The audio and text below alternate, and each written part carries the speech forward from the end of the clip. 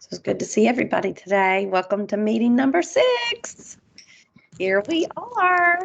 Okay, I see a couple more join. So, Jamie, I am going to call it to order, and I did not print the statement. If you've got it, I'll read it for you to save you. I'm saying I'll do it. I'm going to let you do it. I can't read it, even with my glasses. All right.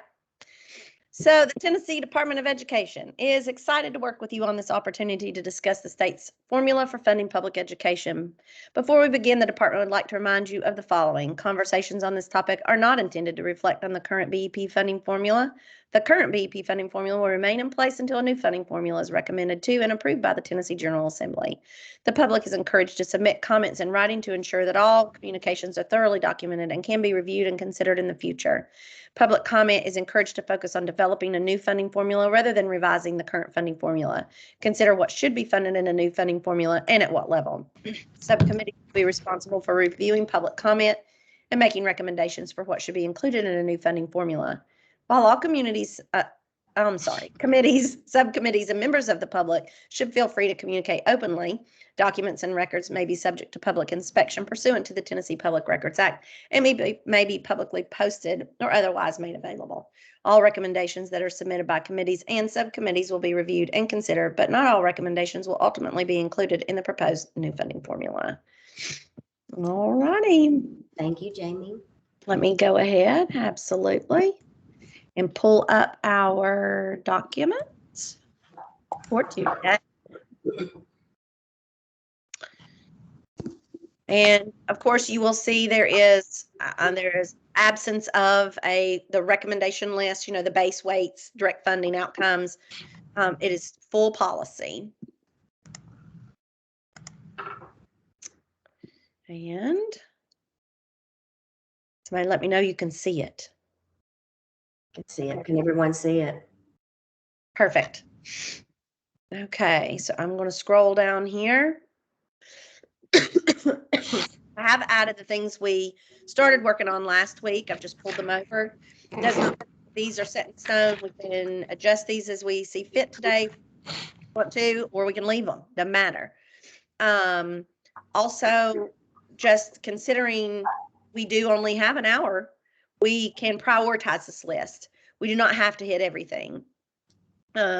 I know even in the subcommittees that my other subcommittees this week, this is the last one of the week, particularly like the teacher advisory subcommittee. I mean, they hit hard on the things that they have strong opinions about.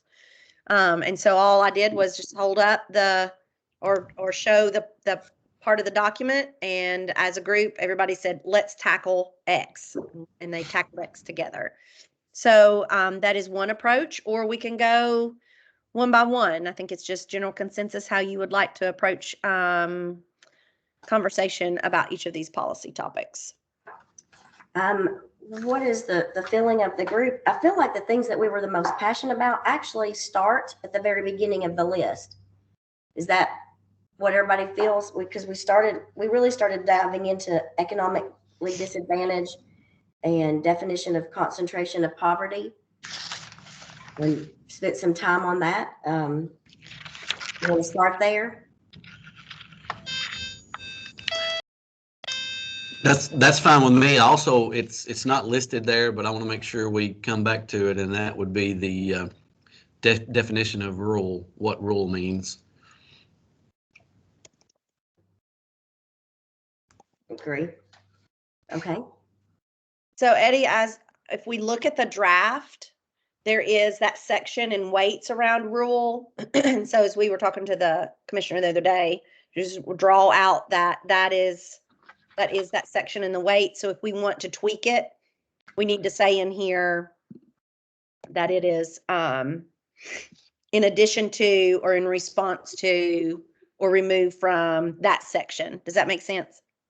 Yeah, because I think last week we were talking and Alan mentioned what was defined there is probably not a very good definition, and that there was a better use for that, or a better definition for that. Okay, good deal. And if y'all look at definition under sparsity, rural is kind of addressed in there too. and I think that kind of captures what's weights in there if we want to get the right language. And Alan, I'm going to kind of lean into you a little bit too to help us guide on that. But Eddie, I agree. We need to make sure that inadvertently rural, because it's in weights, doesn't get left out in the policy piece of this. Okay, we'll start with definition of economically disadvantaged. Do we want to add anything to that? I know we had some robust conversation around this one. I know the existing definition is pretty defined already with direct certification. We talked some about free and reduced lunch. I've tried to pull all my notes together. There's a concern with free and reduced lunch. Some people are missed because not everybody fills out the paperwork. And that's how we've ended up with individual certification. So any more flavor or content to add to economically disadvantaged for the definition?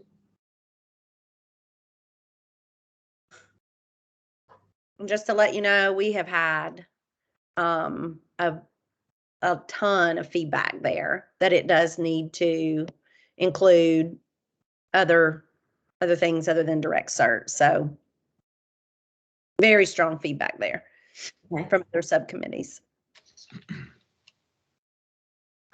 How will they, I mean, I get it, and I think it needs to do that, but you know, with how they're moving and just doing direct certification now, what is, you know, I don't know the appetite for that. I guess that's what I'm.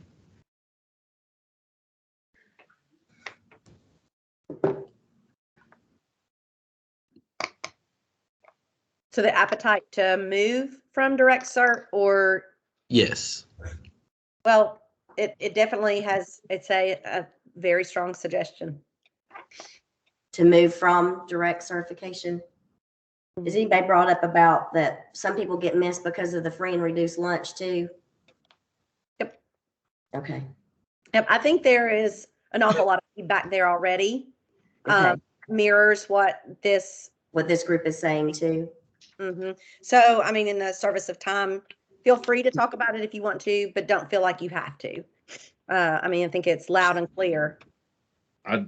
Let me just say it real quickly. I agree with that we need to look at something other than direct certification. However, if it is free and reduced lunch and school districts funding depends on that, school districts are going to do a lot better job of making sure that they identify those students who are qualified for free and reduced lunch. Even if we have to send social workers to their houses, that would, school districts will do that. Okay. Are y'all comfortable that we have captured our sentiments of the group in this one so that we can move on? I'm seeing a thumbs up. Freddie, you've got your hand raised. Yeah, I was just going to echo what Sean and Eddie has said. I think this issue is addressed with others, but we need to keep a close tab on it too as it goes to the steering committee, that this is not just us bringing this up, but multiple committees. I guess, Jamie, you said it, multiple committees have done that. So it needs to be done. And I think away on this. I think the EBT situation that we've used has brightened a lot of eyes to that situation. At least I think so. Eddie, Sean, what do y'all think, or other directors? What do y'all think on? I think that EBT thing has really opened up a lot of eyes too here.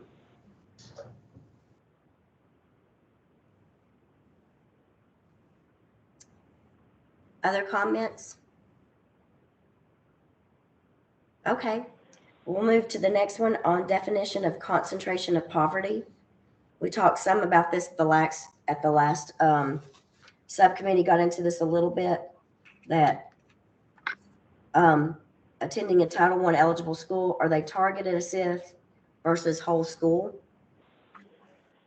The director of schools, you can weigh in on this to see if we need to add more around this. Whoever's talking, I don't, somewhat, because I'm not hearing.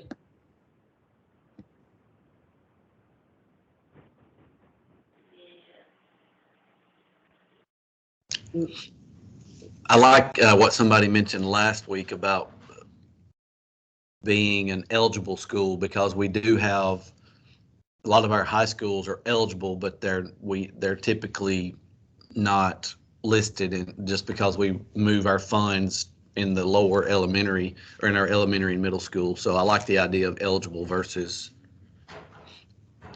and concentration of poverty versus actual.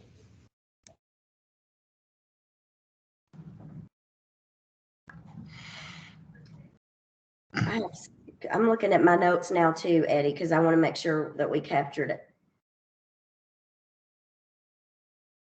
I don't know who said this. As long as there is clear rationale for moving from Title I, percentage of schools in poverty and a percentage of Title I schools may not be 1-to-1. It may be better to define concentration of poverty with our own threshold. For example, a threshold of 40% of economically disadvantaged students in a district. This approach reflects what we're trying to achieve with the student-weighted funding formula, focusing on individual student needs. That was somebody's comment that I may have embellished it a little bit.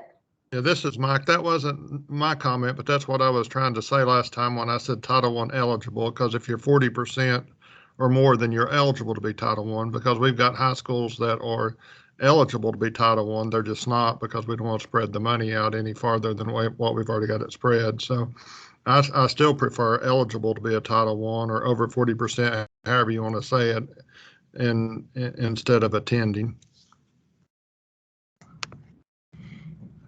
Okay, so I think so what I'm hearing you, Mike, because I think I paraphrased, it was you that I paraphrased, that we would change it from attending to eligible in the definition? Yes, they can be attending a Title I eligible school. It's the district's decision whether they want the school to be Title I. You could have a school with 60 or 70% and not have them Title I, but that doesn't mean that the needs still aren't there. Okay. Other comments from the group on this one?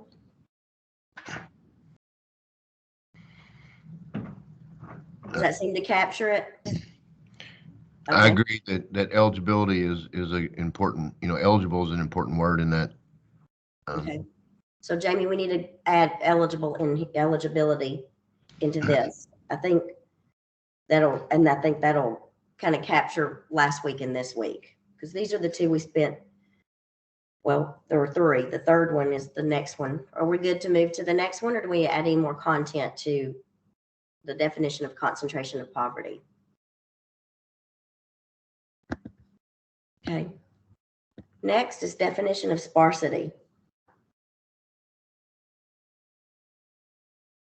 And we spent some time on this, and I think, Alan, this was maybe when we started talking about the rural definition, the federal rural definition, and that sparsity probably captures better what we're trying to do than rural, if we are stuck with the federal definition. So Eddie, maybe this is a good place where we start defining sparsity and make sure that we at least delineate that the federal definition of rural really doesn't capture what we're trying to do with this subcommittee. Well, I think that there's there's a waiting for sparsity and rural. I think there should be room for that, because I can be a rural district and maybe not be as sparse as another rural district. So I think there needs to be consideration for both, or at least that's my thought. So both weights. Okay. And I think in the plan, I think for sparsity, it had, or maybe that was under just rural, but it had districts under 3,000. And I think the idea of students per square mile better reflects sparsity than just a flat number. Yes, which what is what we talked about last time. Okay. Do you want to move to teacher salaries, or while we're on this topic, really start talking about definition of rural? This is a good time to introduce that one so that we have the time to spend on it. Not that these aren't important, but this seems to be exactly what this committee is about. I don't think any other committee will define rural for us. Actually, that is the commissioner's request for me, is to make sure that you all are the ones to really shape that definition. Okay. You are the subcommittee. So let's start talking about definition of rural. Yeah, I don't know if this makes sense, but rural, I think there has to be a threshold or a definition of students per square mile. It's kind of what Eddie was saying.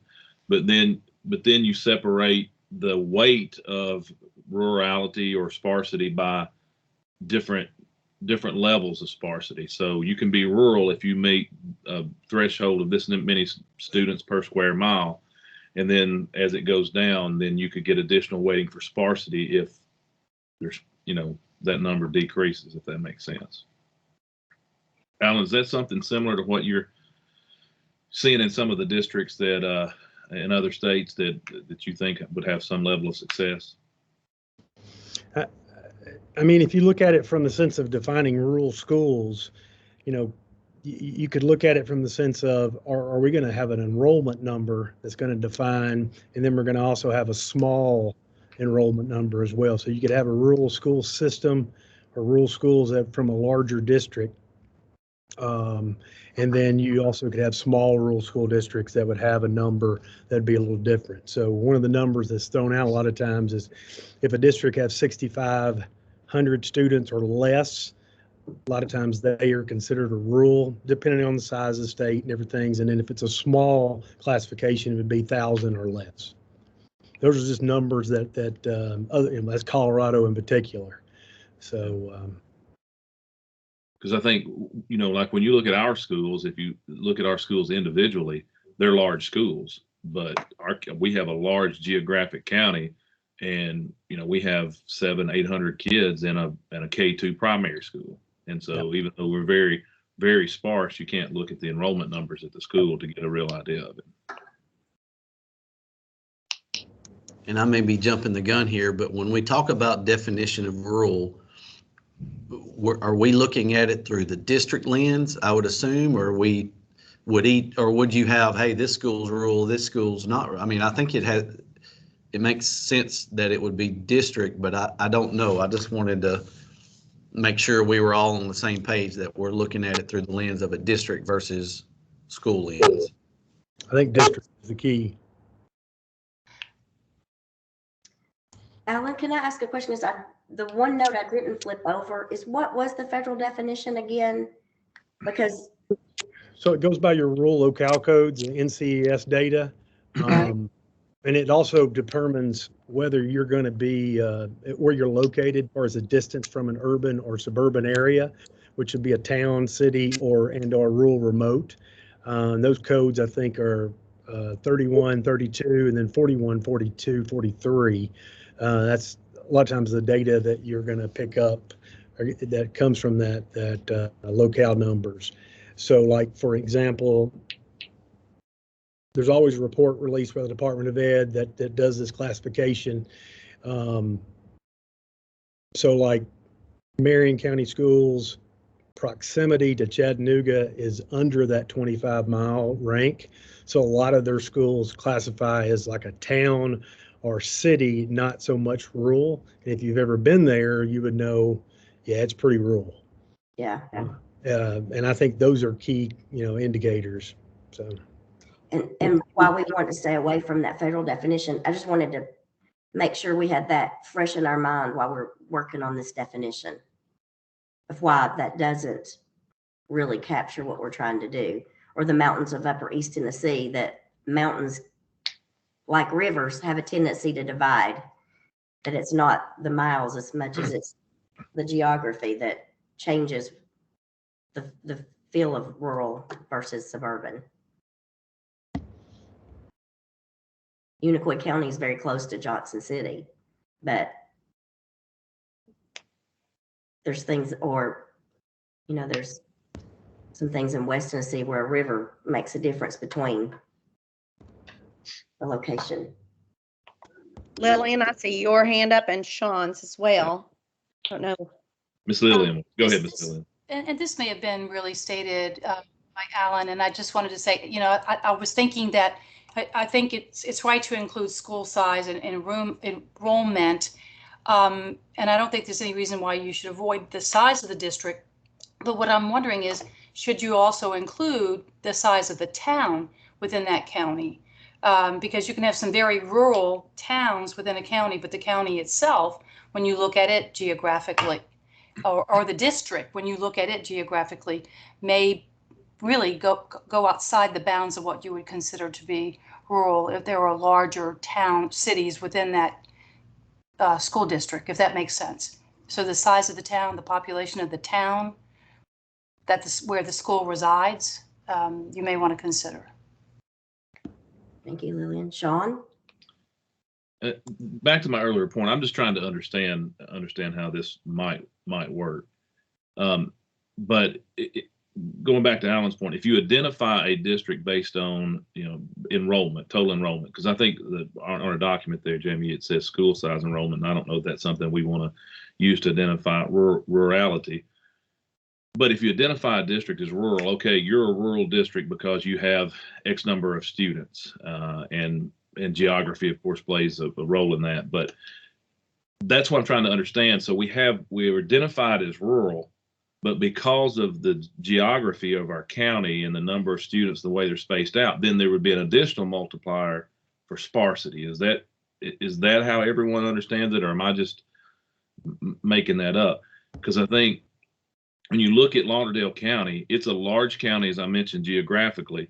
There's a neighboring district that has a school district, and all of their schools are in one central location, and their population is fairly densely in one area. Ours is not. So they operate 3 schools with about the same student enrollment. And because of the geography of our county, we operate 7, which requires, you all know what that means, and the number of staff and buses and all that other stuff. So just because we both might be identified as rural because of our enrollment, our challenges are much greater. So that's why I think we need to, again, be pushing for the definition of rural and the multipliers for sparsity because of the challenges that some of us face.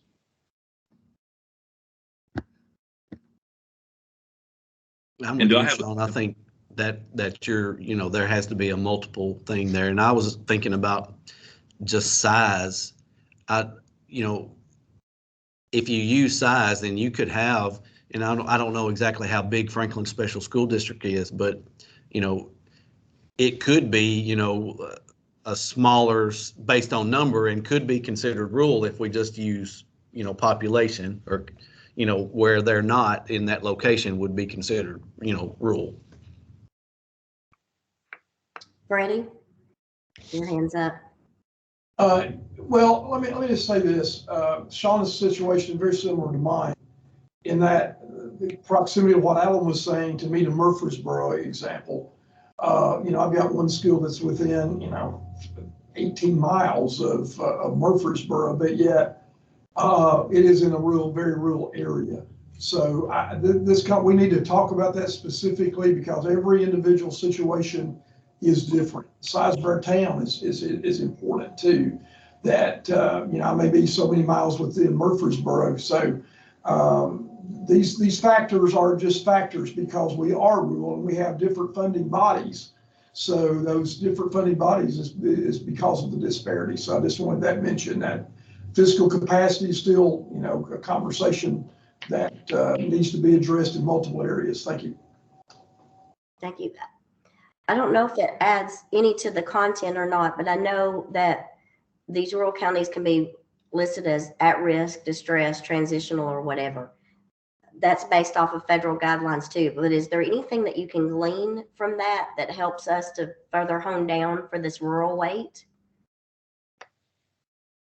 Because I think it takes into consideration probably some of the things of economically disadvantaged and some of the other things that we're weighting.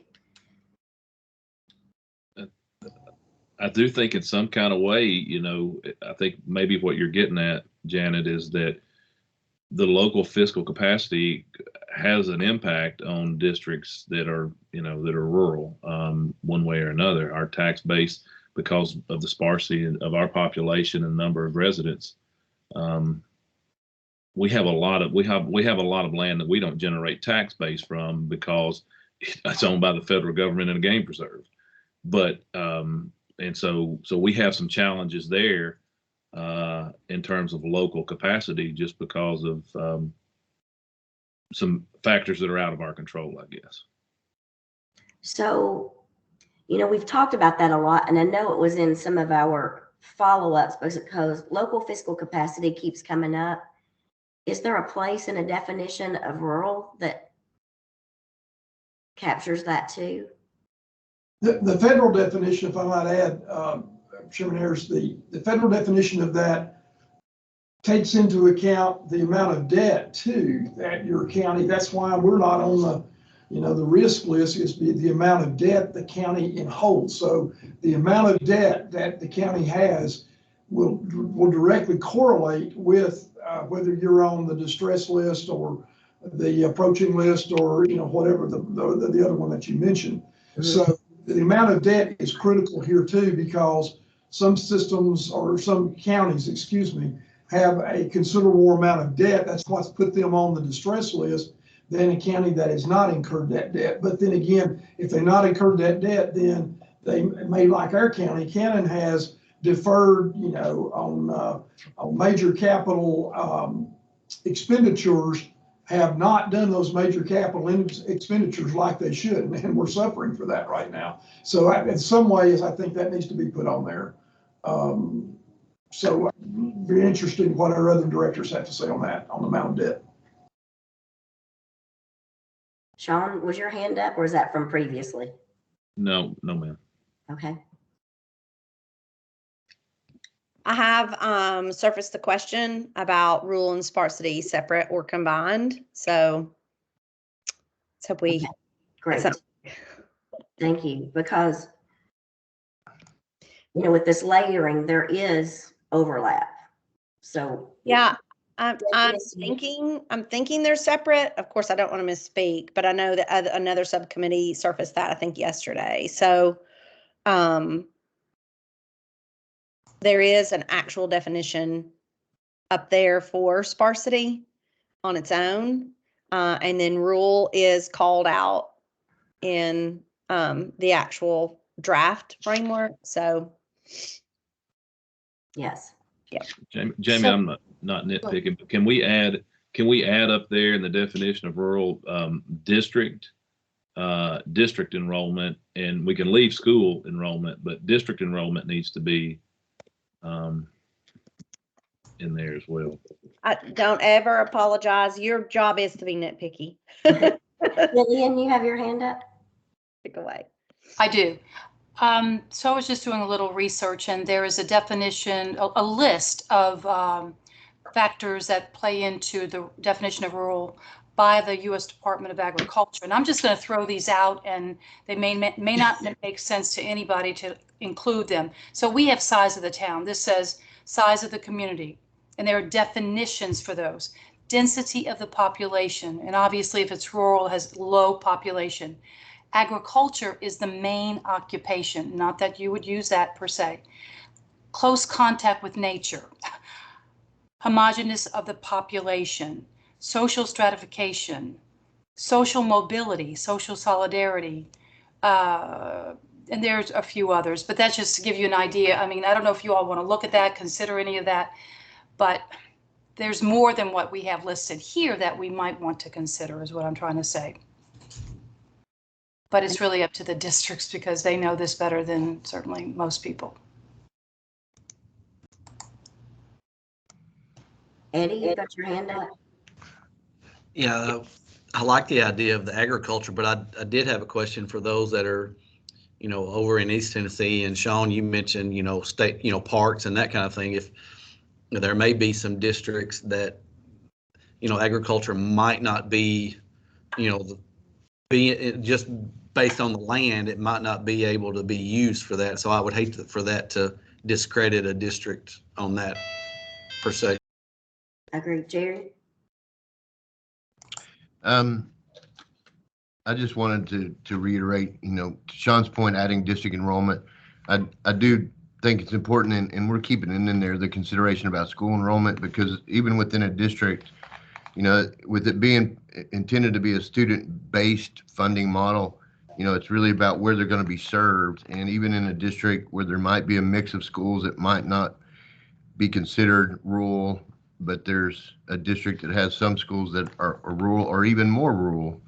I think that has to be considered. All that layering is important. Thank you, Jerry. Other comments? Jamie, I want to ask a clarifying question. So when we just so we understand process, after today, this gets to the committee, and then you know, we don't really know how that language will get vetted out in the legislative session, and I understand that. But for instance, this definition of rural it's trying to capture these thoughts and things so that we have a collective list of things we don't miss. It's almost like kind of like what we did with the must-haves and all those. The actual definition, does that get defined by the legislature, or is there a definition that comes out of this that comes from the committee itself? Because what we're surfacing is things we want to make sure included. We're not actually saying, here's what we think the definition needs to be. So I think it's the subcommittee's job to heavily influence that definition. Okay. What is it that you feel strongly needs to be included in that definition? So these bullet points would be sufficient to get it into a definition, because these are the things we think needs to be critically important into the definition. Okay. Then who knows what the next step in that is? I mean, what level of involvement will happen afterwards? I'm not aware of anything beyond today, but you know, just influence what you feel like you strongly feel like it needs to be part of the definition. Okay. I just wanted to be clear so that this subcommittee, we use our time wisely, and we need to understand that, you know, whatever we send, hopefully more than likely may be what does define rural or have a heavy bearing on the definition, since it's our committee. And so I want to make sure we send it up the chain in a way that it does capture it, and that we have a higher likelihood of directing that definition. So let's look at what we've got and keep looking at it to make sure, with the mindset of what I'm looking in front of me right now may very well be our definition. If we had this crystal ball and this got fleshed out and these items were in there, would we as a subcommittee feel like we have made an impact and gotten rural better defined than it is now? Jerry, I see your hand up. It may be left over from before. Yeah, sorry, but I just, you know, in looking at the Census Bureau's definition of rural, I think Alan called this out in our last call about federal agencies, multiple agencies have different definitions of rural, and we're looking for something that's most relevant to Tennessee. But I know what we don't want. I think that definition simply says that rural areas are those that are not defined as urban areas. So yes. I think the detail that we're providing is certainly important in coming to that definition for Tennessee. So do you think there would be an expectation that there are numbers associated with each of these, particularly school enrollment? What that should look like in a rural community, not more than or something of that nature. Is that expected from the commissioner? We say size of the town. Do we mean a specific population not to exceed, or just to say the size of the town without quantifying? But I think it's open to the subcommittee to discuss that. That was not a specific request, but if you feel comfortable diving in, I'll type it.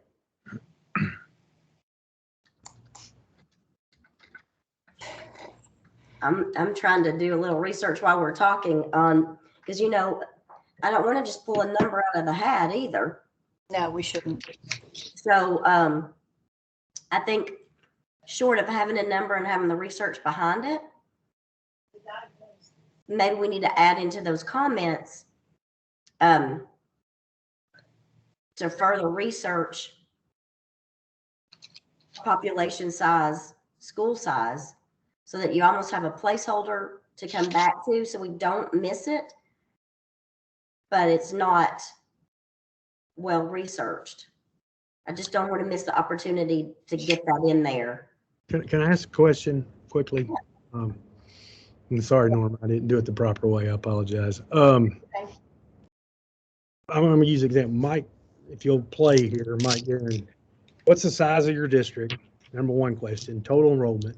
And then do you consider Loudoun County a rural district? Total enrollment's 5,000, yes, but we're not because of our proximity to Knox County. So Greenback has 700 kids, but it's K-12. And Yeah. and then I've got a K-5 with 180 kids. So if you look at the numbers, is there a number where you got county districts that would be under a, say, 5,000, that they would be considered, and then smaller districts would be that 1,000 number? I'm not giving those as a definite numbers. I'm just thinking, like Norma, what's the size of your district? We're 1,500 K-8. K-8, and would you consider rural for your district? Yes. And I think that you look at those items of what's the number of districts that we look at, say 65 and 100 or whatever, and then how would those be kind of deemed? And I'm not saying that it's the final definition, and then also the smaller ones the same way with a targeted number. 1,500 may be it, but I think that's a good look and a good thing to kind of put on there. I know it's the last meeting, but that is a component. If we want to look at numbers, I think that's got to be fit to Tennessee and not necessarily what we pull from somewhere else. And that was to piggyback off of Alan. That's what I was going to ask. I don't know in other state entities or for purposes of funding, when you think about a county, which counties are considered rural and why? And could that tie to school districts, or does it need to be different because the county definition is incorrect in our best estimate?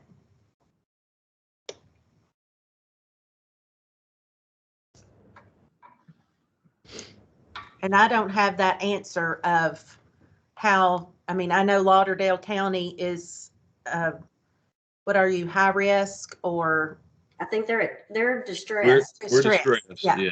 Distressed county. And of course, Henry County is not, and people consider Paris a little town, but we're the only town in Henry County, and agriculture is our primary employer. So, you know, those are things, I don't know how the state looks at that in other ways. And if we're going to be different, we need to be able to say why in order to not be discounted, would be my. You're also going to get to the point, if this is going to be deemed or defined by legislative groups, by our input or whatever it may be, the Department of Ed, you're going to get outside groups that are going to want certain definitions and rules as well, because they place better into their space and it plays better into them for federal grants or federal money in general. I would say if you put it out to people in general across the board, the USDA would probably be one that people would say, yep, that's the one we could live with. I don't know.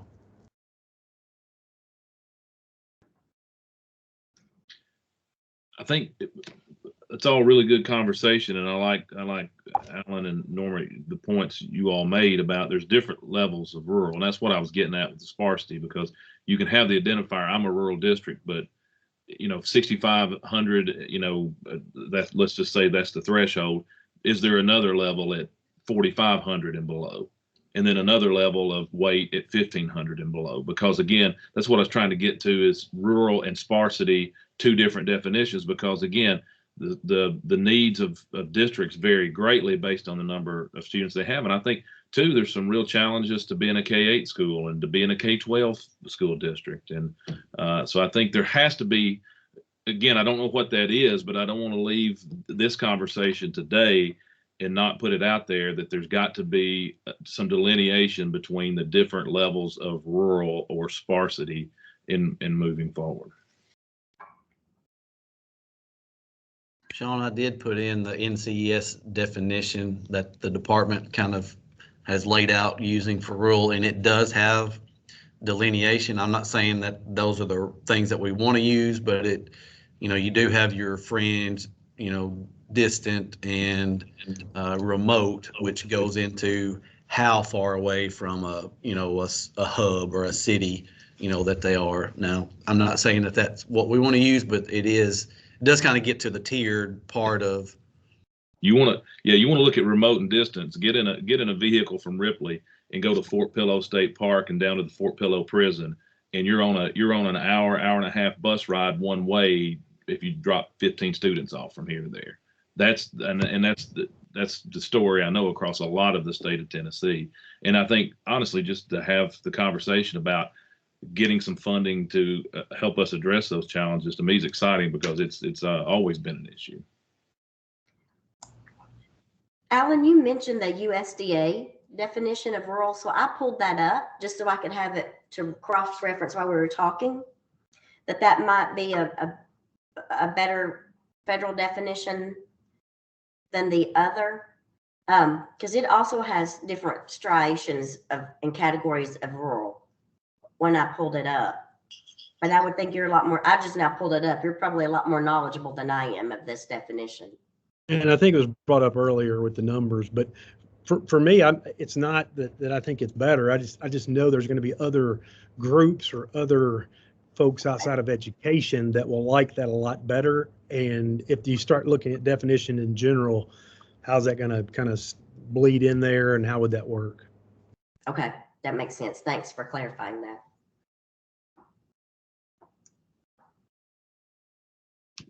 Okay, I have, I'm sorry. No, I was gonna say, this is great discussion, and at least it's getting some bullet points in there so that we have, I almost feel like we are being, it's that legislator feel of, when you do a caption bill and you try to make sure you cover everything. I feel like we're at least trying to get bullet points in there that we can capture a definition that.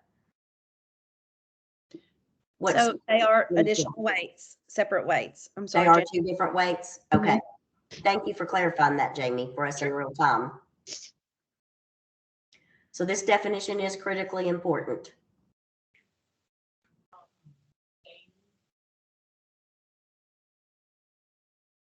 And looking at these bullet points, are there other things we need to capture? I know these are things we've talked about. Or you need me to refine. I can refine as well. I just typed as you talked. So Okay. tell me to clean it up if I need to. Hey,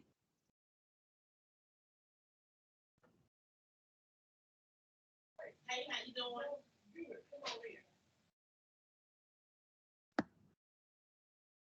Any other comments on these? Anything else we need to add? Alan, directors of schools, you all live it every day. This front line in the field, what you're experiencing. This is Mike. This is just a side note, not to add anything to the conversation, but we are all on the rural committee. So someone used something to pick us to put on there. So I think it's going to be pretty ironic if the definition comes out and excludes some of the people that were actually on the committee. So I just wanted to throw that out there. Agree, Mike. Are we comfortable that these bullets start pulling in what we want that the current definition doesn't capture, that this would? It's a loaded statement, I know, but Freddie? Yeah, I agree. I think every one of these bullet points addresses the individual characteristics that what make us rural. So, Mike, I 100% agree with you, because it would be ironic that we would be excluded just because of our proximity to a neighboring system or neighboring county that is urban or suburban. So I think these bullet points are spot on. Thank you, Madam Chair. Thank you. Any other comments on the rule? Because I wanted to give us most of our time on that. There's other, I can go item by item. The next one is teacher salaries. Freddie, is your hand up, or is it just still? Okay, I don't want to miss anyone. Under teacher salaries, is there Any other questions?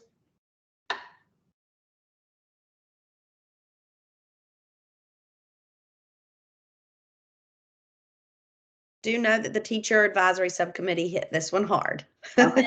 I think the teachers will probably did a fine job of doing that. And I think the principal one did as well. Okay.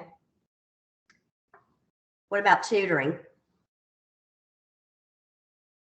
I think, I'm sorry, can we back up just a second? I was on. Absolutely. I don't think we need to leave this conversation without this committee making some type of statement about our teachers. And I don't think we need to leave that blank, if that makes sense. So Agreed. I think I would advocate for increasing teacher salaries. You know, one of the things, I wouldn't put this in the definition or the policy of rural, but, you know, we as rural and small districts, especially if there's some geographical constraints, have a hard time recruiting and retaining quality teachers. We have a major shortage here in our county right now, unlike anything we've ever seen. And so for us to be able to pay teachers for what they do and what we're asking them to do is really important. So this group advocate for increasing teacher salaries. So to piggyback on what you just said, are you saying the base salary or just the average salary for all teachers? What do we need to be specific and say increase the base salary or percentage over each teacher's current salary? Because we know what happens every year. Yeah. When that gets put into the budget. So clarification. Yeah, I would just say at least on the base salary or the steps of the salary schedule that's required by the state, because, you know, we have those benchmarks we have to hit by the different years. And I would say that my opinion is across the board increase. I mean, when you can make when you can go work at as a prison guard with very little training, not to say that those jobs aren't important and those people aren't important, but when you can go work, start that job and get paid a bonus and make more than a teacher, some teachers that have been teaching 5 years or more with a 4-year degree, then we need to be rethinking things.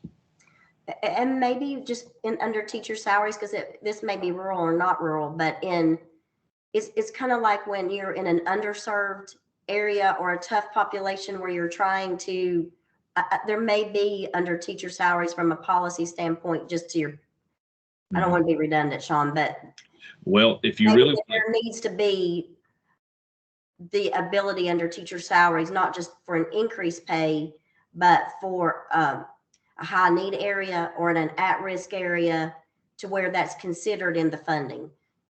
Christy, I see your hand up.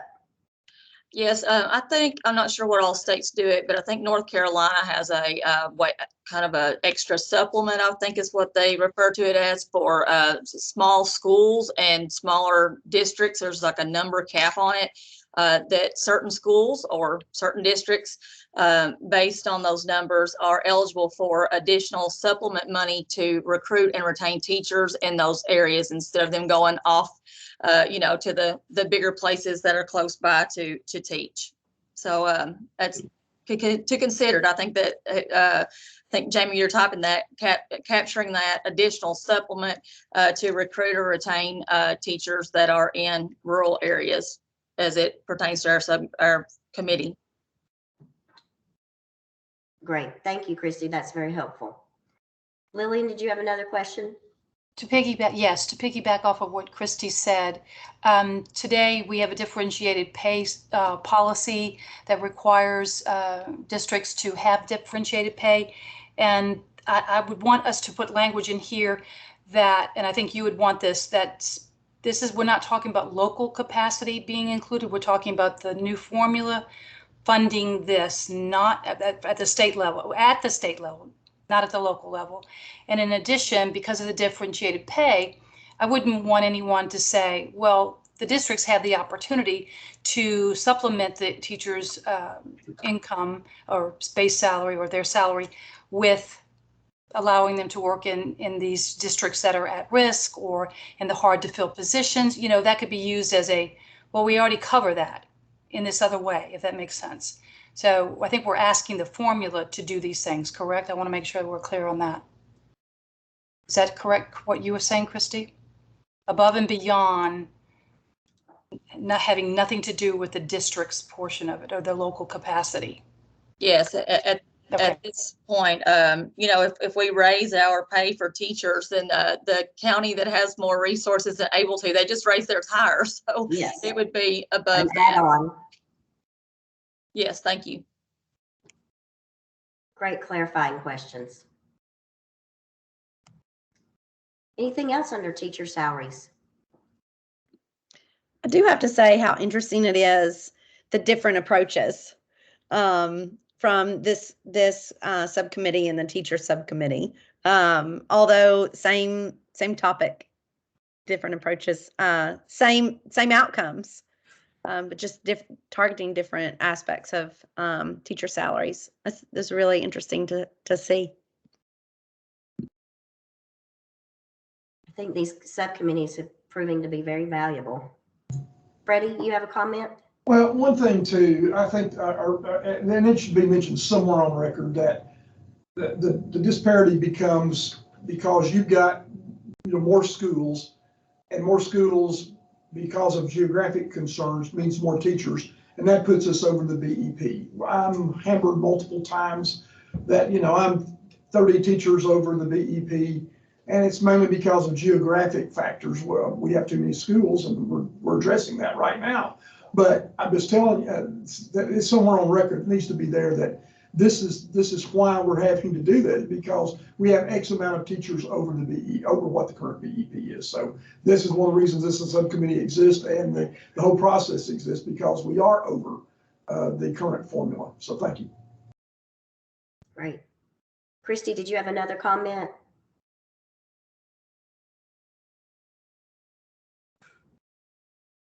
Oh, okay. Thanks, Christy. Anything else under teacher salaries? Great conversation.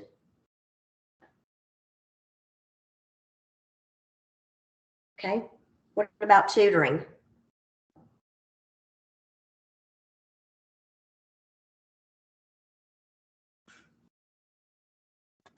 Any other comments on tutoring?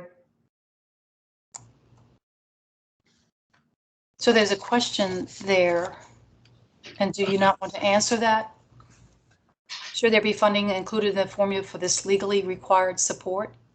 Shouldn't the answer be included there as a yes? Yes.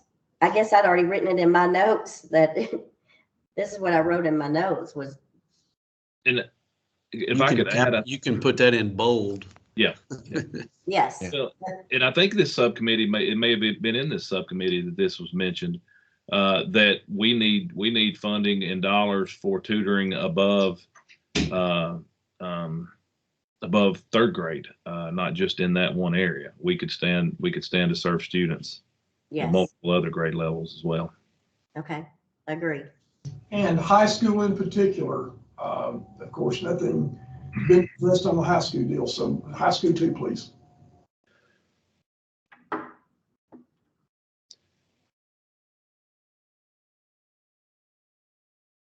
Well, I would say probably if it's, you know, as effective as, you know, people are saying that it is, then if we did it prior to, you know, the grades up until third grade, and I think that gets down to your K2 weight, then there might not be as large of a need in the third grade and past. So if we focus our efforts on the early intervention, we can, you know, try to make sure they're on track from third grade on. One thing I would add, we had a call today with Secretary Cardona, and one of the things he put up on was about tutoring, obviously, but also in school during the day tutoring.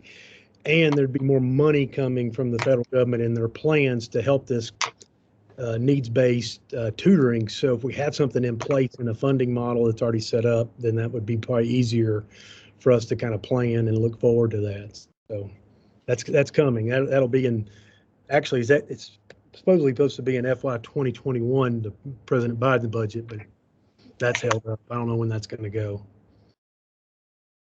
Yeah, I don't want to get in a philosophical conversation about it, but, you know, when we have, you know, we're required for skill-based intervention, and we've been doing it for years, over a decade in Lauderdale County. And so when you're thinking about tutoring, you're thinking about standards-based. So there's only so much time during the day to address all of the skill-based needs, especially in low-income communities where students are behind when they come to us, especially in early grades.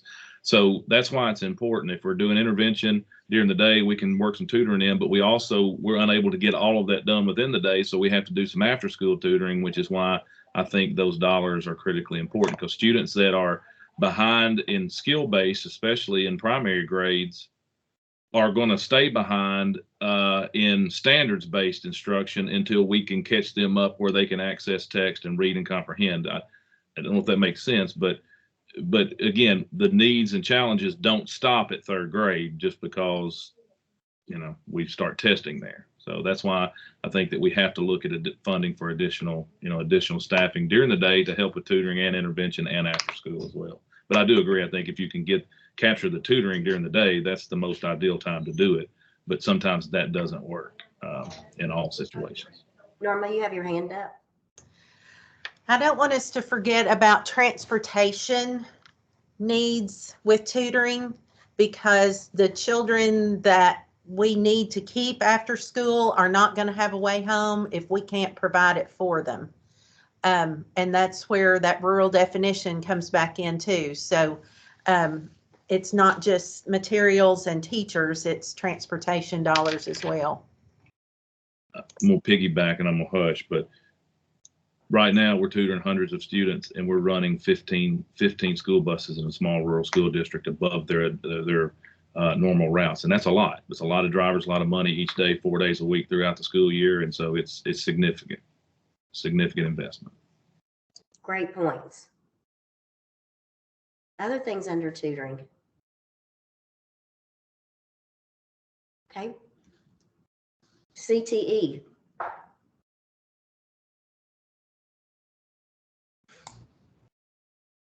I'm going to jump in because I know we're running out of time. I think about this from the lens of where the governor comes from with CTE, and where in a previous job that I had, where we worked very closely with the school districts, higher ed, and employers to determine what CTE course offerings should be provided in the districts. And so I'm thinking, should we consider having something regarding the growth in CTE concentrations that are offered in districts? And I think this can apply to the rural world as much as it can to any other area, that based on the facts within your district that you're offering, as an example, if it's agricultural CTE type of offerings that you didn't offer before, and you're growing the numbers of students that are in those pipelines, you might ask for an increase in funding because of what you're doing in that space. Jerry, I worked very closely with you on this. Is he still here, Washington? Yeah, Jerry's still there. So just as an example, we started with nothing in advanced manufacturing.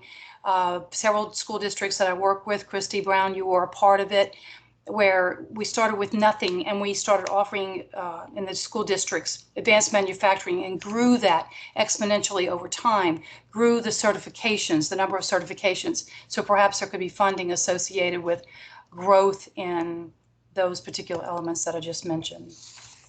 And I know this says policy, but would this fit under too, that this is part of our, it came up in our weights and the different things that we're going to put in the formula of must have, should haves. Maybe just that we say CTE should be included in the direct funding. That our belief is this needs to be layered into the funding formula, because when it's talking about policy and we're doing definitions, True. I think we know what CTEs are, so I don't know that we're defining as much as saying we're wanting it included. Right, and you're right. I was thinking about it from the funding. You need more money regarding that. So from a policy perspective, whatever that means, whatever it translates to. Janet, Lillian, one consideration may be, when you talk about funding and direct funding, they should, just like they give funding for capital projects, for the district, maybe there needs to be something included for CTE projects, because, to start an advanced manufacturing lab or any of those to keep up with, it's almost undoable for a district. It's expensive. We have an advanced manufacturing program, and the only way we were able to do it was grant money. So I would say this real quickly, and I think it is part of the outcomes-based measures, but do not fund school districts who do not have completers, who do not have students getting dual enrollment credit in those areas or getting industry certification. Incentivize those who are doing a good job and fund those. And until other school districts are pulling their weight and doing their part there, let's don't give them money until they are showing the evidence that they have kids enrolled in completing those programs. Just my opinion. I would agree with that. I agree with that too. I'm sorry if I'm stepping on anybody's toes. Oh, Lillian, your hand's up. Freddie, yours is up. I'm sorry. Yeah, I need to take my hand down, Jerry. Go ahead. Sorry. I saw Freddie's up. You know, just what you said, Sean, I agree. I think in looking at other pools of money, I absolutely believe there needs to be grants for startup for districts that maybe don't have it started and give them the opportunity. But those that are doing it and then those that start up and sustain it, that's where those funds should go. I agree. I'm 100% there. That's what we're trying to do now here in Canton with our CTE programs. And I think the partnerships with TCAT is very, very important and valid there. Our dual enrollment partnerships with our community colleges are essential too that we have. But I'm like you, give me some money to help me start up the program and then some additional funding to sustain it. Right on, Jerry. Thank you. We have an opportunity to, I guess, to foster innovation. And I think that we need to keep that in mind as a state as we make this transition.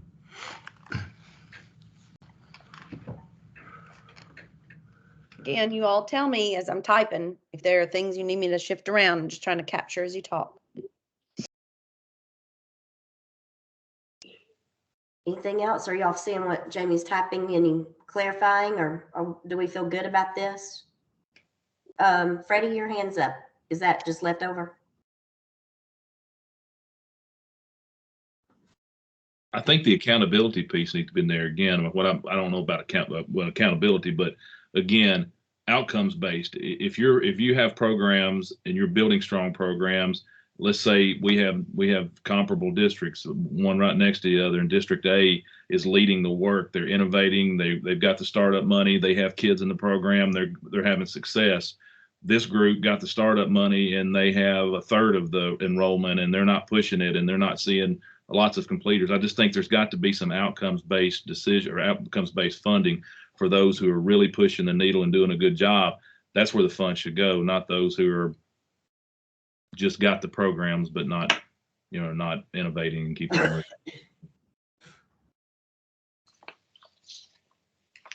Very good. Anything else?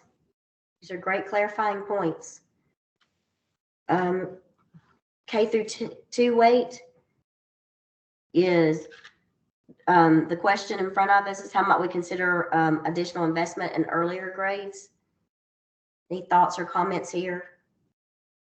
I'm not the educator. My first note when I wrote that was, I'm hoping that when we do this base, that it's high enough to cover all student needs. I start feeling like when we start doing bands of students, I think every grade has a unique need. So I don't know if you pull out K through 2, I think you could pull out other grades too. I mean, I understand that, but that's my own personal. I hope that we've covered in the base that we're putting enough additional funding in there that every grade gets additional support. But I am not the director of school. And there may be something very specific in this K through 2 weight that I'm not thinking. Norma, go ahead.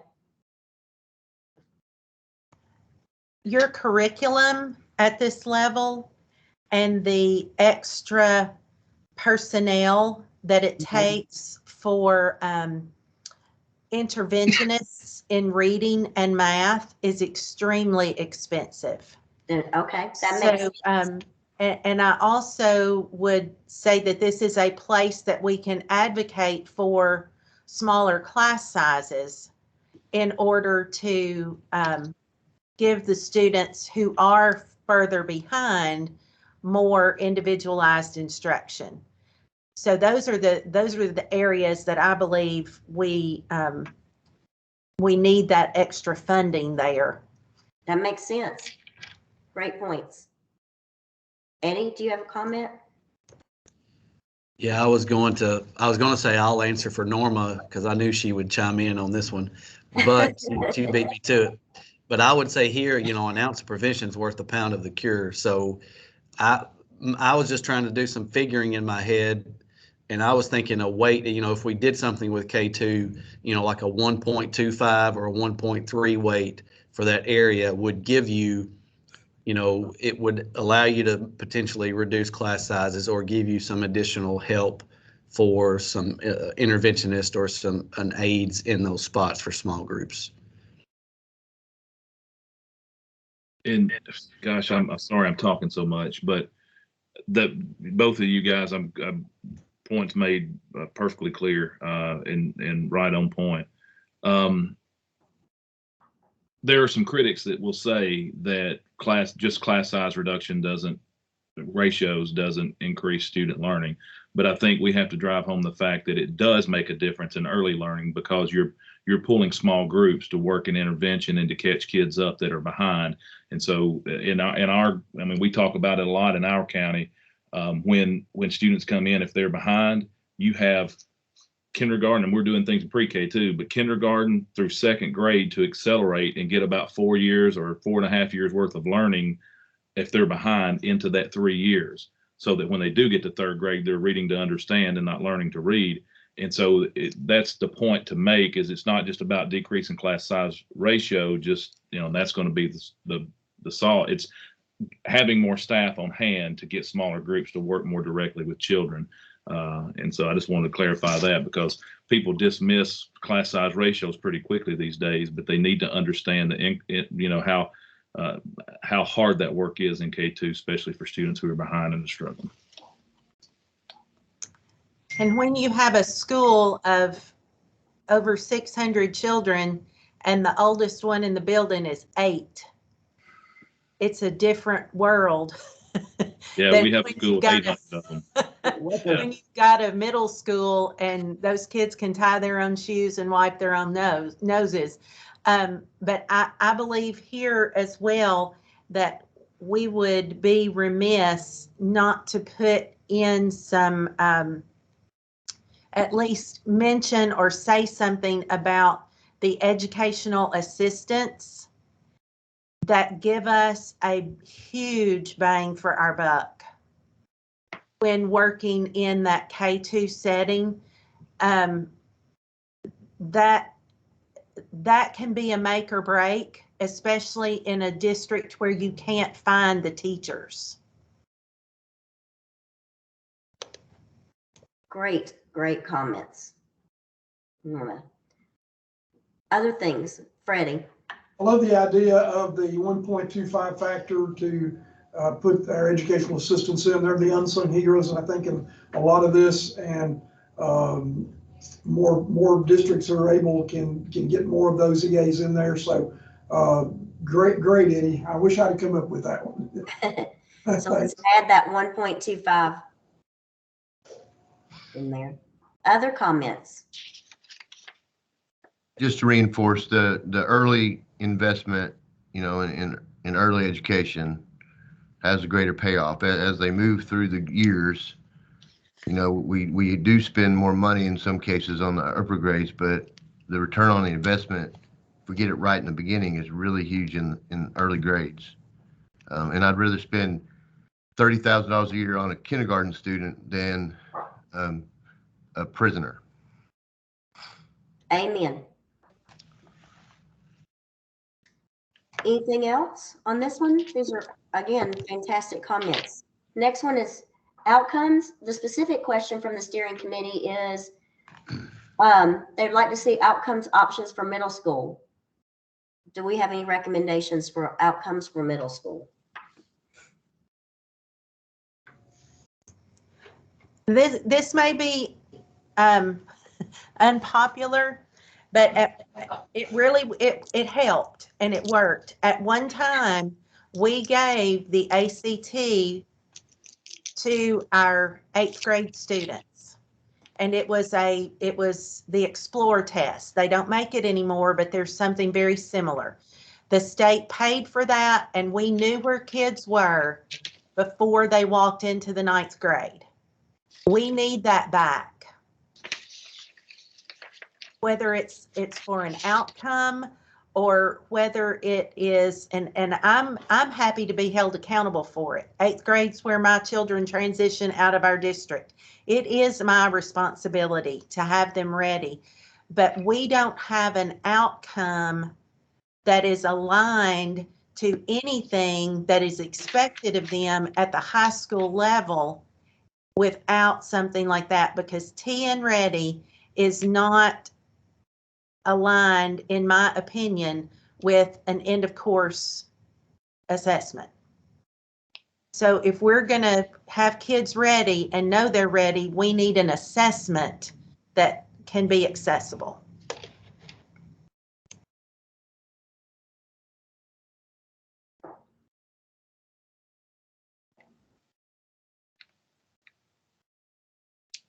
Outcome assess, and Jamie, I'd type in there, explore equivalent.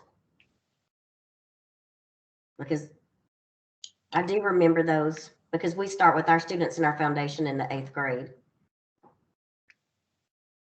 And that was not only an academic assessment, it also gave us a world of work wheel for students as well. So it was doing a dual path, and there has to be something that's available.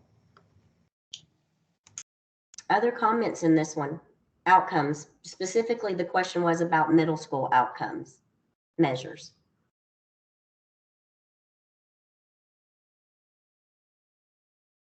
Okay, very good.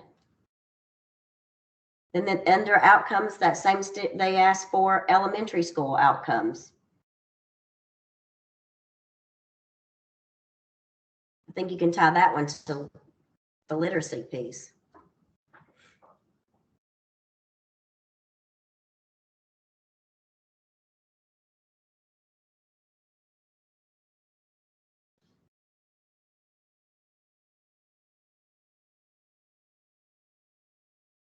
What else for elementary? Could our universal screeners not be part of our outcome, since we're giving it to all students? So that there's a a really strong sentiment that our universal screeners are actually used to, indicate growth and, used for what we would hope a universal screener should be used for. And the fear is if putting it in an outcome section may actually taint it. Okay. So, yep. Good question. Other comments? This is outside this committee's, but specific to this component. In ESSA, there's an option for states, instead of doing a summative assessment, that do a formative assessment. And I think a formative assessment is more appropriate, especially for elementary schools. So I'm not, some might equate that to universal screener, but no, actually it's formative benchmarks throughout the year instead of one event at the end of the year for assessments. Okay, good comments. Other. Okay, accountability. Our specific question is, what accountability measures should be included in any new formula?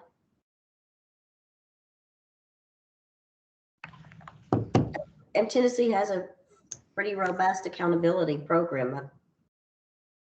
I would like for us to have both achievement and growth listed there.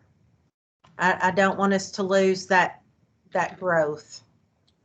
Great point, Norma.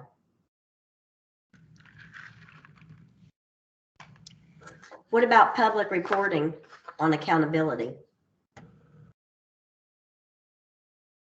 I mean, maybe I jumped down into reporting, but there just feels like there's that transparent, one of the things that was really discussed in BEP was transparency And I don't know that we've touched on it. I'm just wondering if that outward facing reporting, I know that's part of your accountability measures and the report cards and all those. I was going to say the state report card there that's made available to the public could continue there. Okay. Other things under accountability? Okay, reporting. I think we did jump ahead. What should be included in public reporting for school and for school district level financials? Which is, it's saying financials, it's a little different. That goes under the transparency piece.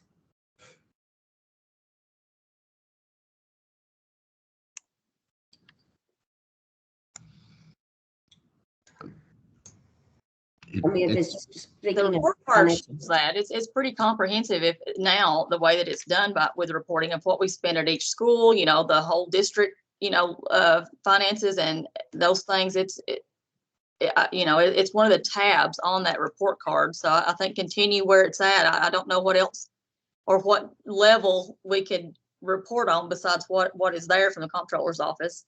And I should know this, Chrissy, but I don't. Does that report card show that the per student spending, how it's divided up between state, federal, and local?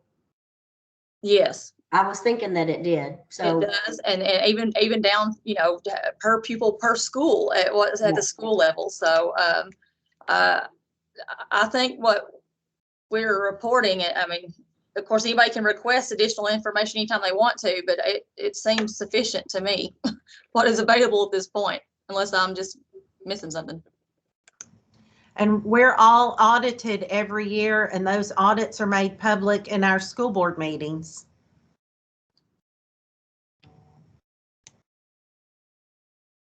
So it sounds like on the accountability piece, we need to maintain the robust accountability system that we have.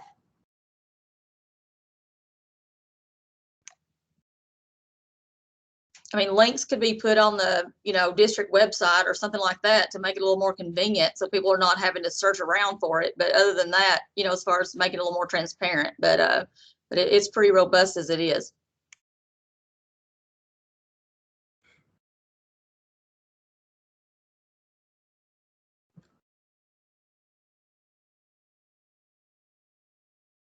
Other comments on reporting? I know in one of our committee meetings, we were talking about different things that we wanted to include, hiring somebody with that, you know, making sure that we have the funds for data analysts and those kind of things. I think we'll add some robustness to our reporting that we don't even know yet.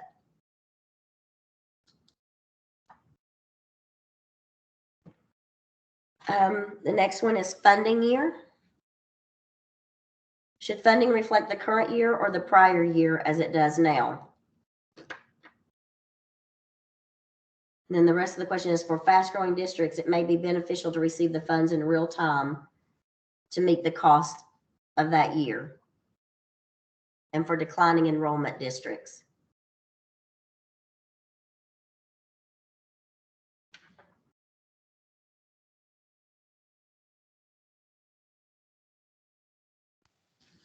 I don't know. I think I'd have to have some more information on impact before I could answer one way or the other on this one. This is kind of a tough one that, for me, I might need some more time to think about. Mm-hmm. We're everything is reimbursement, so we're already accustomed to having to be reimbursed for funds that we have spent. I don't know how that would work in a real-time setting. I can't really wrap my head around that. Me neither. I'm just reading the question. Yeah. I was like that when I operated nursing homes too. My cost report was always based on the last year. Yeah. I'm sorry to back up on you all, but I was thinking about something, and I don't know if this fits in the accountability part, but it sure would be nice to have even if it's required, some additional, more robust training for financial directors in districts. Right now, it's just kind of a hit and miss. It's not a requirement, but and there's some training, but I do think in ways it's not always adequate. But some type of maybe training and certification program for district finance directors, because I'm looking for a finance director right now, and no one that I'm able to find has any background in financial management. So it's just kind of, you're getting people up to speed, and they're dealing with very complex budgets and very complex items, and there's just not a whole lot of training and support at the state level for that.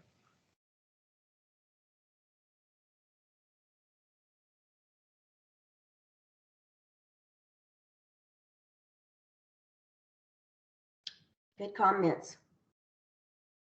The next one is ADM shifts. Student enrollment may fluctuate down in a given year. Should there be a consideration for hold harmless or fixed cost, or should the funding be specific and reflective of the actual enrollment?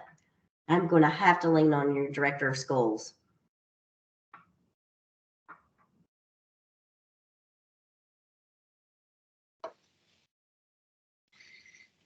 That could be, I think, I'm not sure. I don't know if we've ever had enough to get an adjustment, but it seems like even in the BEP, there's like a January adjustment. If your enrollment increases by a certain percentage, that it can be adjusted for the remainder of the time. So, an adjusted period or so. Yes, that sounds right. That, at certain periods in the year, or one or two different periods of the year, maybe, have adjustments to account for significant fluctuations possibly.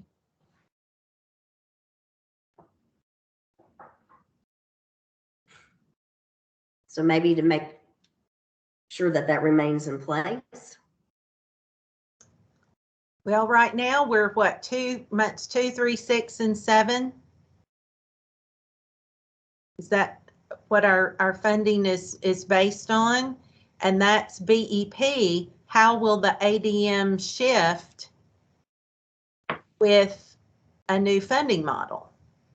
And do we want it to continue with 2, 3, 6, and 7? Or do we need to be it to be, I guess that would be the real time. What we have right at the end of September would be what we would get for October. Sean, you've been doing this longer than I have, so you probably have more. I will be honest with you. I've never really understood or been a fan of how those numbers work. It doesn't seem like it's a rolling average. They kind of take snapshots at different times. I don't know. It would be, I think it would depend on the magnitude. Of course, if you start out a school year with a certain number of students and you lose a lot of students and your enrollment goes down, I would be alarmed to have money taken away, because you've hired the teachers, you've set the school year. And so I know this sounds greedy, but I would be in favor if you had a tremendous increase in enrollment to take extra money. But once you start that school year, obviously taking money back would be a very difficult challenge, since you've staffed and set everything up for that school year.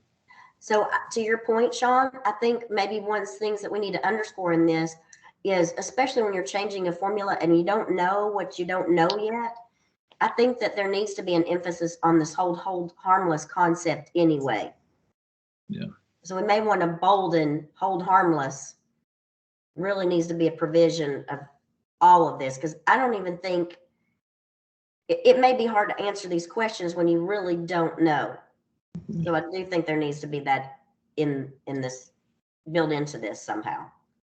And we are dealing with contracts and contracted employees that we can't break. So it's not, well, I'm just going to let such and such teacher go because I don't have enough kids to pay for them. No, you've signed a contract for 200 days. Brady, you have your hand up?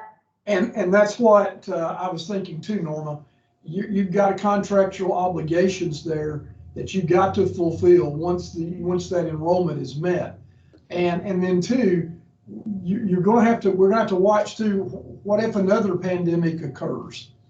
I think that's on a lot of other people's mind, or some catastrophic event like, what Richard had there in Humphreys County. I mean, there are certain things that if you're dependent upon a monthly allotment, let me just say that word, probably for the best word I can find right now. But if you depend on that monthly allotment and all of a sudden something happens, are you going to get less than that other? When are these funds going to be sent to the counties? Is that going to change?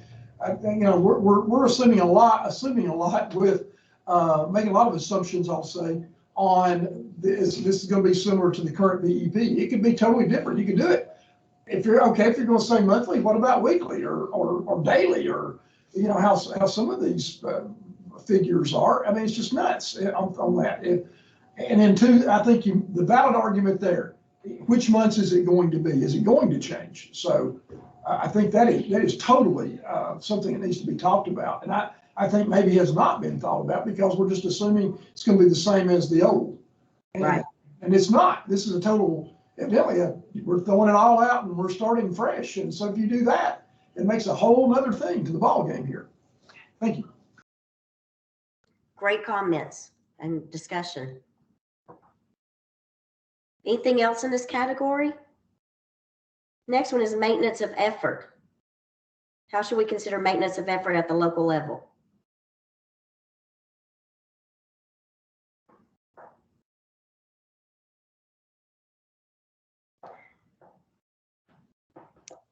Comments?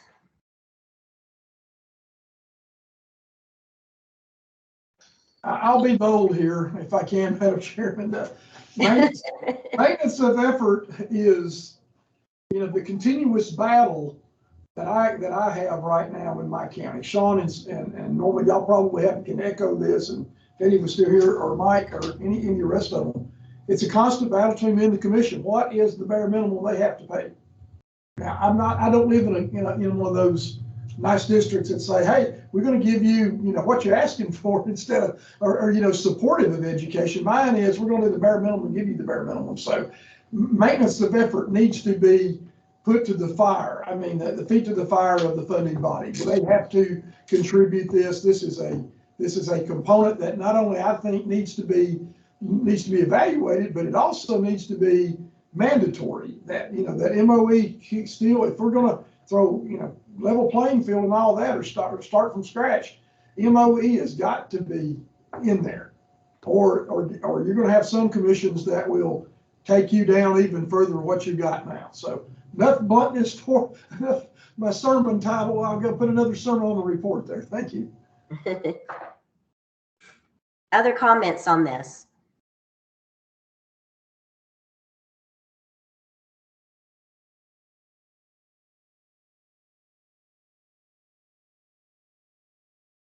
Okay, professional development and training.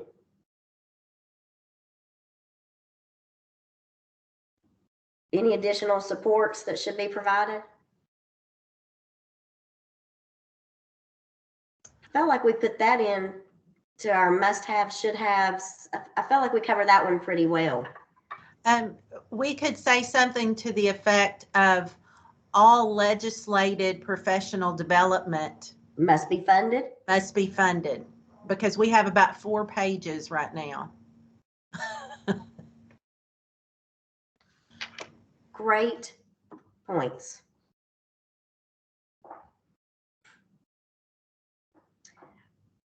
Anything else on that one? Thank you, Norma. That was a great point. I'm glad definition of rural popped back up.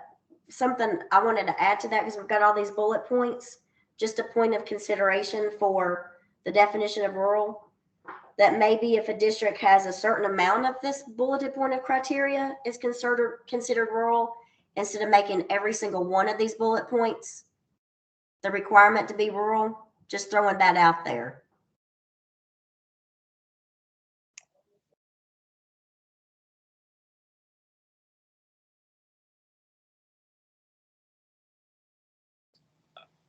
I think it's, I think where I'm struggling is on that is that we don't know what the proposed model is going to look like. So we don't know if it's adequate. We don't know what factors should or need to be considered. I think that's why I just have some general concern about today really being our last engagement, because then we get a new funding formula and this group, I don't guess it will be scheduled to come back and say, hey, we love these parts, but these are of major concern. Can we take another look at that? And so again, I think what we put in there for the definition of rural are the things that we think may need to be considered, but we don't know what kind of impact that's going to have on the funding formula until we actually get our hands on it and see it. Until what goes into the steering committee and then comes out in the form of going to legislation. Yeah, right. I think we all share that concern, and that's why I wanted to make sure that at least on record, we've captured everything that everyone said. And I really have tried to cross-check my notes that you all say, because I don't want to miss anything. Everything's valuable. You're the one that's in the field doing it every day. We made it through the list. We're 31 minutes past our time. But to your point, Sean, I don't want to rest and rush us. And if there's other things that we want to make sure that's not clear, I'm sure, Jamie, this will be another document that I'll need to say we're good to send on. So I want the group to have a chance to look at it before I say okay. But Norma, go ahead. On definition of rural, where we have district lens, do we need more information there? When I look at that, I can't recall exactly what we were thinking at that point. So could we add a little bit more there? Norma, I think when I captured that, it was somewhere part of the conversation of district versus school level. And yeah, and so I think the enrollment part, so I can remove that. And I don't know that it needs to be removed, just maybe even clarify just a little bit more, district and school considerations or something to that effect.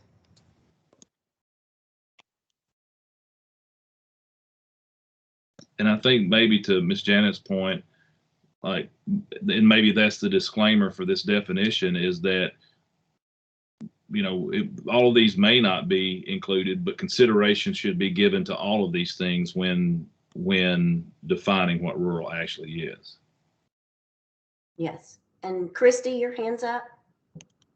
I had two things. One of them, I did like what you said about it possibly being where if a number of the rural considerations or factors that's determined, if a district or school meets a number of those, not each and every one or layered pieces, that, you know, it could be a combination of those that they could also qualify. That could be something there that you had said. And then the other thing is, and I don't want to, I may be jumping ahead here, but does anybody have any idea or information, like, when we get numbers, you know, that matters at what the weight should be, and you know, how much the starting basis to start with. So is there going to be a working group, or would we be included in any of those working groups and try, once we see the numbers, into, okay, a list of every district, every school, enrollment numbers, all these things that may be considered, and actually I guess flesh out what it is to be rural, what the actual numbers needs to be, what the weight needs to be for that, and all the things that we've talked about. I guess the actual getting down into the numbers of it,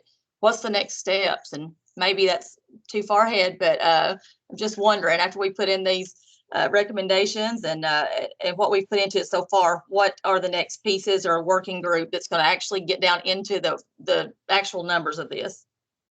Sure, I don't mind to hop in here. So yes, please. Currently, your commitment was through meeting number 6, your formal commitment. We are not aware of anything beyond that. However, if there is, just check your inbox and I will definitely let you know. Janet she would definitely let you know as a subcommittee chair as well. Subcommittee chairs will be asked if they would like to. They would be asked to testify in front of General Assembly when we get to that point. But I think at this stage of the game, it's waiting for those numbers to be attached and then next steps. But that has been a question surfaced by all of our subcommittees this week, or at least all of mine. And some of the others have mentioned it as well. So just know that it has definitely made its way up the flagpole, and we will let you know if there's any other commitment beyond today. Thank you, Jamie, because obviously I would imagine every committee feels the same way. They want to have a voice when it really gets to the decision point and have Absolutely. a say. Freddie, you have your hand up. I do, and what I was going to say there too, there should be consideration in the process for the reconvening of these committees as needed. I think of all the committees, but necessarily our committee, because there are so many questions in regard to rule. But I do think consideration, whoever the next phase is, as Christy said, the next steps, is that there be consideration for the reconvening of these committees for continued work. Let me just put it that way. And I know all this is contingent upon the General Assembly. We understand that, but I think that there should be consideration for reconvening of the subcommittees. Thank you. Sean, I think your hand's up. Yeah, one consideration, I think I mentioned it last week, but I think that we need to be really persistent in requesting or asking for a formal review of the state's formula in terms of the adequacy and equitability over in the coming years. As I mentioned, maybe it's every 3 years, maybe it's every 5 years, but certainly not every 30 years. General Assembly changes, the governor changes, the Department of Education administration changes, and I think policy should be put in place that this is reviewed at least at some regular cadence, and I don't know what that is, but I think that should definitely be part of the process, so that we're not. I'm sure I won't be sitting in this seat in 30 years, but 30 years down the road doing the same process again because we let time get away. Great point. Other comments or things that we would want to be included in this? I personally hate to see this being the last time this group convenes, because it's been very robust and great conversation and deeply important to the work of our students. And personally thrilled that we've been able to have a deeper conversation about rural that I'm not really sure has been at the level this group is engaged with intensity before.